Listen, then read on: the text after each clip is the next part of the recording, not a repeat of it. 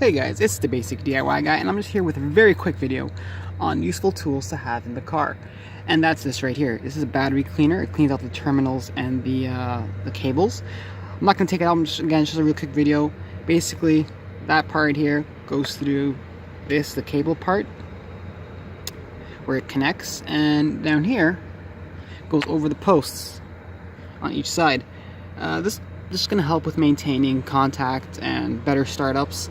It's always better to maintain your car than to wait until it breaks then fix it. So again, it's a quick thing to have here. I got it for around $6 at a Canadian Tire here in Canada, but you can probably find it online or on your local parts store.